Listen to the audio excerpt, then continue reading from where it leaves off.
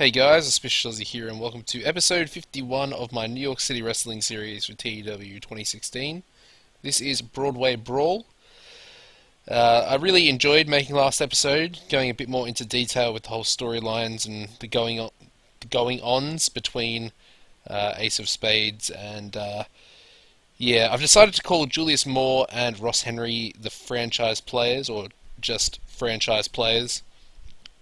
Pretty much because they were both football players, and generally in America they call their large football teams franchises. So franchise players. It was a name that was actually recommended to me by the game. So I saw that and it just really struck me.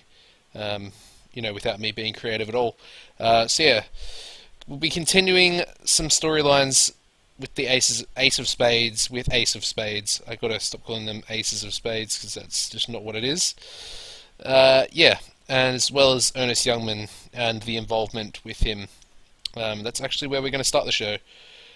Okay, so we start off with a 100 A-star promo. Ernest Youngman comes down to the ring, invites Spencer Spade to come out as he wants to address him. Oh, that's pretty awesome, actually. I just noticed that. But anyway, back to what I was saying. Interesting. Sorry, off topic. I'm just watching something on my TV, and it's incredible. Anyway, yeah, that's very off topic. Okay, so Ernest comes down to the ring and cuts a promo on Spencer, basically just asking him why Ace of Spades attacked him and cost him his Empire title match. And of course, Spencer doesn't have a talking point here, but we'll just pretend that he does. And he responds, quite gingerly. We'll say that he doesn't put a lot of effort into his words. He basically just says that he cost Ernest the title because he felt that he basically deserved the title shot that Ernest had, and that Ernest is just a big loser. He lost his COT World Heavyweight Championship to like a 40-year-old Canadian that calls himself Too Hot. And he's become the laughing stock, is what Spencer's trying to say, in as few words as possible. So yeah, Ernest was just wondering why, and I guess he's now got his reason. So yeah, down here, I noticed that first thing, Ernest Youngman invented a new catchphrase that will likely boost his ability on the microphone. That's pretty fucking awesome because Ernest is he's gonna need a new catchphrase when he becomes a babyface. So that's actually really awesome. And yeah, got the crowd hotter and got us off to a strong start. Let's go ahead. Okay, we go into a 77B. The opening match of the show is a Spencer Spade match. In an exceptional match, Spencer Spade defeated Froshaw in 1950 by pinfall with the Supreme Stunner. I forgot to change that. My bad. I put that angle in between Spencer and Ernest after I booked all the matches. So I had this as a work the crowd match. And yeah, they were already really hot, so still got a 77B, which is pretty amazing. Anyway, happy with that. Froshaw is improving in performance skills, which is exactly what I want. Moving on to an 81B, just a generic tag team promo for the Southern Stars. I just wanted to give them, I don't know, just an angle, a little bit of popularity. They're kind of the whipping boys of the tag team division. The good whipping boys. We'll call them the good whipping boys because we have really bad whipping boys as well. Moving on to their match. Wow. Which gets an 84B+. In an exceptional match, Heartbreak and Whitehead defeated the Southern Stars in 1558 when Bret Heartbreak defeated Animal Harker by pinfall with a handful of tights. That is an amazing match rating. That is really good. I'm impressed. I really am impressed. We have Seth Whitehead being the weak link, which is fair enough.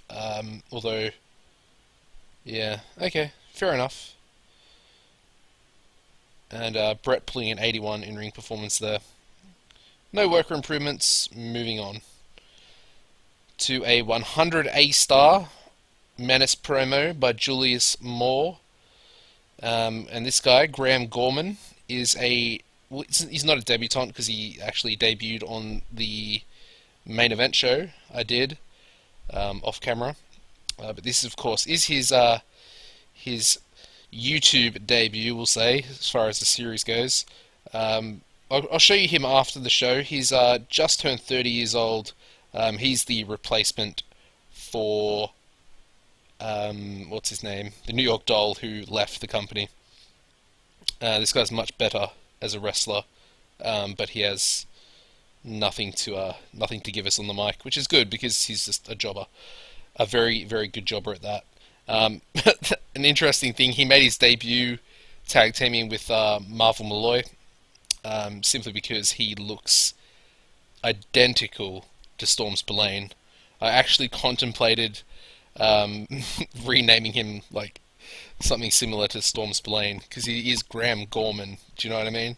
Like I think it's what is it called? Alliteration, where it's the I might be wrong. I'm a English pleb, but yeah, the GG and of course the SS for Storm Spillane. Anyway, I was gonna make them the American Cobras, or the new American Cobras, I suppose. But yeah, good Menace promo there by Julius. Into the match, I think, was this the cooldown match? Ooh, that's cool. They have good chemistry. Anyway, 62C. In a decent match, Julius Moore defeated Graham Gorman in 11:35 by pinfall with a charging tackle. Moore was off his game, but Julius Moore and Graham Gorman have pretty good chemistry. And it was the cooldown match. So that's really good. That's a really good match for Julius. He's been getting C minuses recently, and now he's gotten a C, and he was off his game. Although they do have the chemistry, I suppose.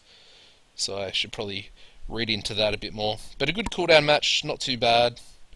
Not great, but we are just trying to build Julius Moore up so we can continue the Ace of Spades feud between Ace of Spades and the franchise players. Anyway, moving on to a 91A.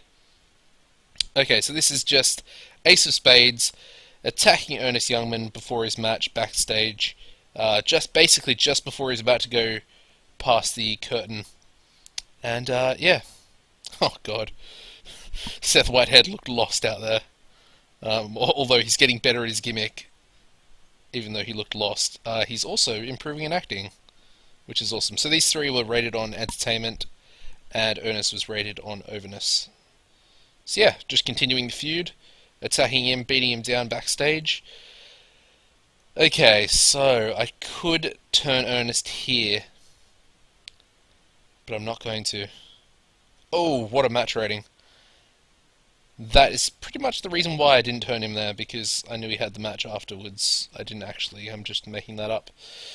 But a very, very good match rating, 87B+, in an exceptional match. Ernest Youngman defeated the Marsh Stranger, not the Marsh Stranger.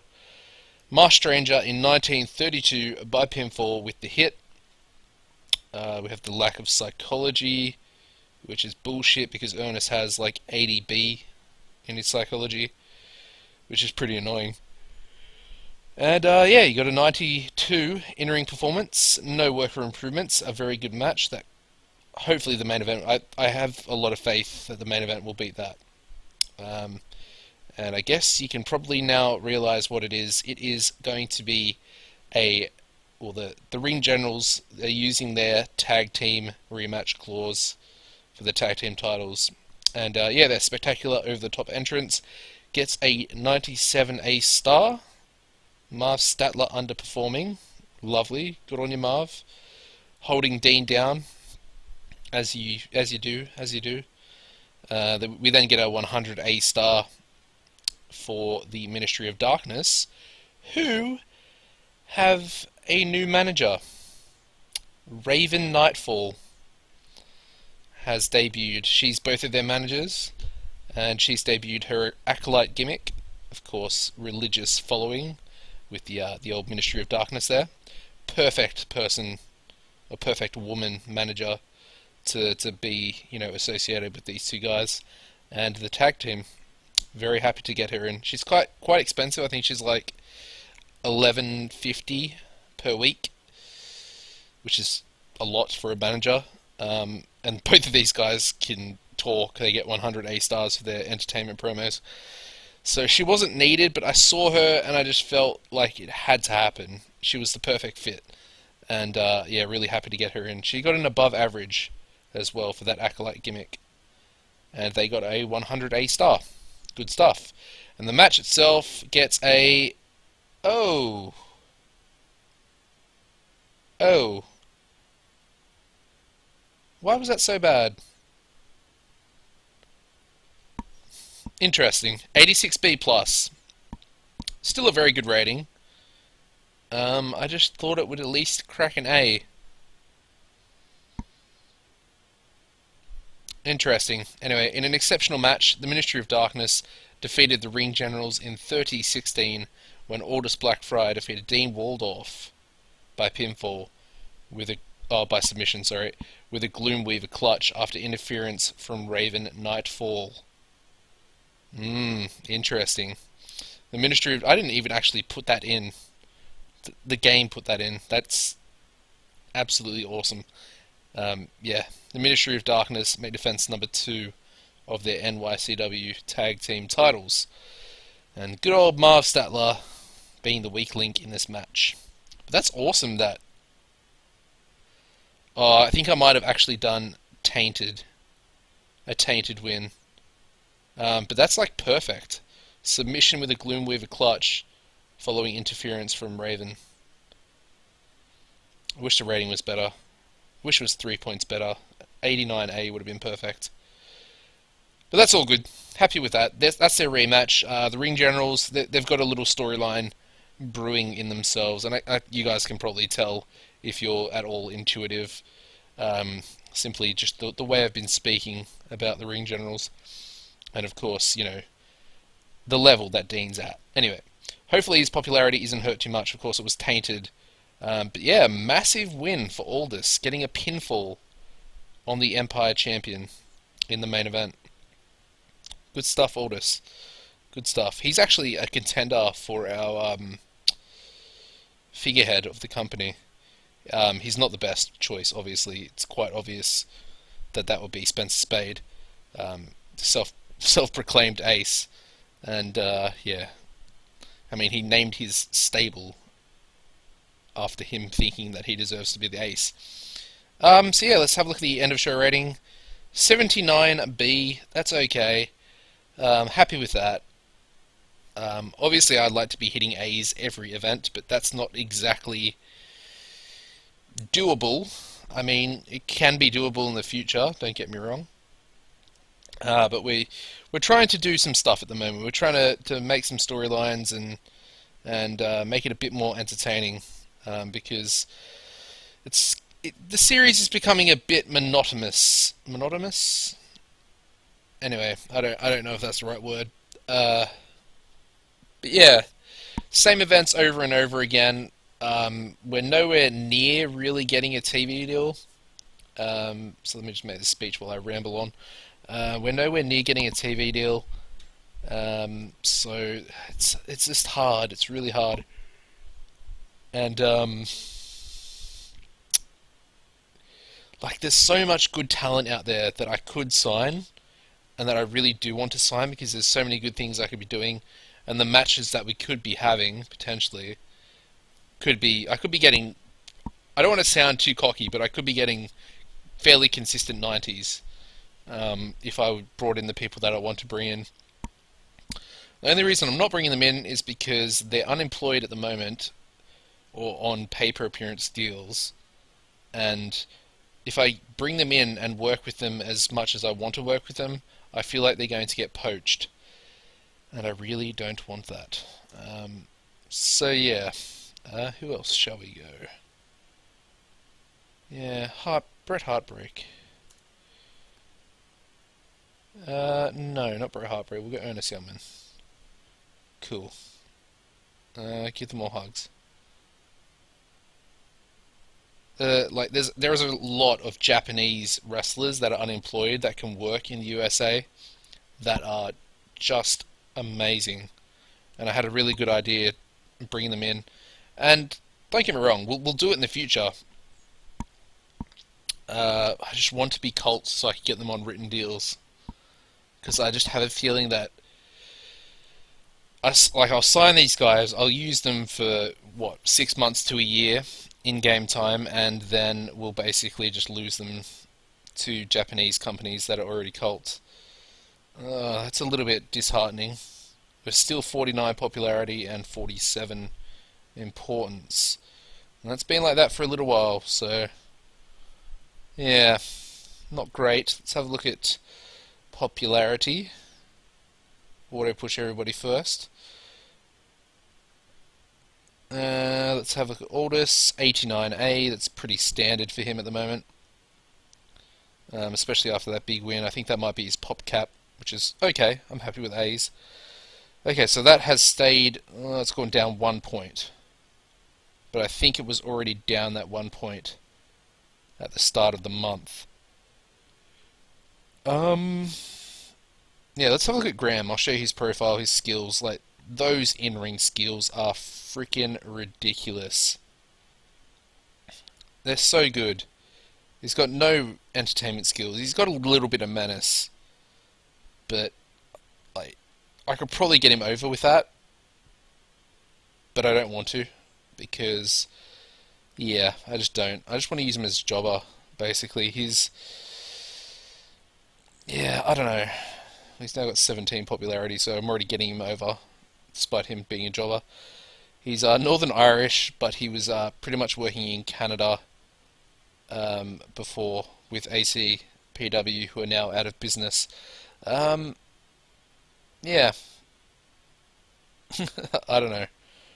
I don't know. I really I like him. The other thing to mention is he's an extremely negative influence. So that's, yeah, that's not great. We've also got Prowler, who's an extremely negative influence. And I could still get to 100 backstage rating with him, but now that we've got Graham, it's dropped down to like 96.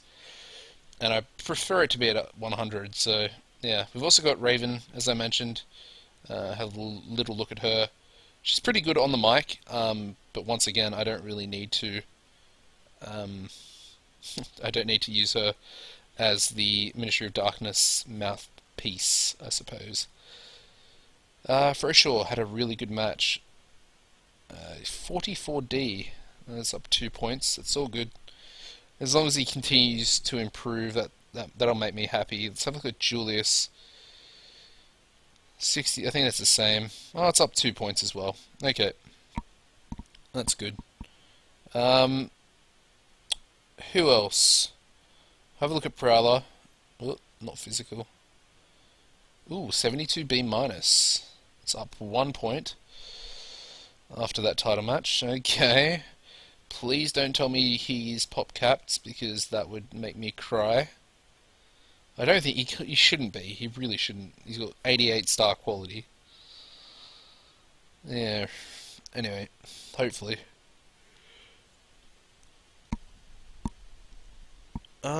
Ernest. 85B plus. That's up 5 points. Yes. Okay. That makes me very, very happy. Last person, Spencer Spade. Got to look at Spenny. Okay, he's still a 90. Happy days, happy days. Yeah, he hasn't dropped under an A for like the last 10 months. So that's very, very good. Okay, let's have a look at the creative meeting. I don't really think anything's changed. No, it doesn't look like it. Next big things, for sure, number 1. Number 2 on the hot prospects. Talk the talk. Julius Moore's there. That's interesting. Oh, his charisma, I suppose.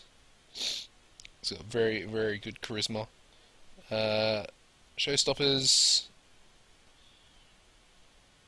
Yeah, I don't think that's really changed. Ring generals, probably not changed. Who's hot?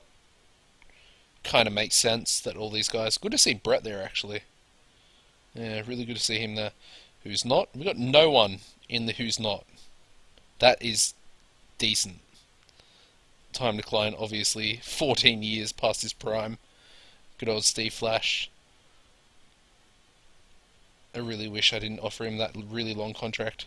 Well, it's not long, it's 1 year, but yeah, I want to put it. I want to have a special event for just for him, a Hall of Fame type show, type event, and we'll induct him, and we'll keep it around, and we'll induct people every year. Okay, we've got Robbie Wright in here now. Oh, Robbie, looking good, mate. That's pretty good. I'm tempted. Still pretty young, 28, unemployed. Popularity's probably decent. Yes, it is. Who was he with? He must have been with SWF. Oh, he went to their developmental. Interesting. They only just released him as well. Oh, welcome to the shortlist, buddy. He'll get over so easily with those. It's just the in-ring skills are a little bit worrying. That's all. What's his behaviour? See, I've got to check this now because I didn't check for Graham. I just saw his stats and just thought he'd be a perfect jobber. And yeah, he was. Although he has the terrible back. Oh, why does Aldous have morale issues?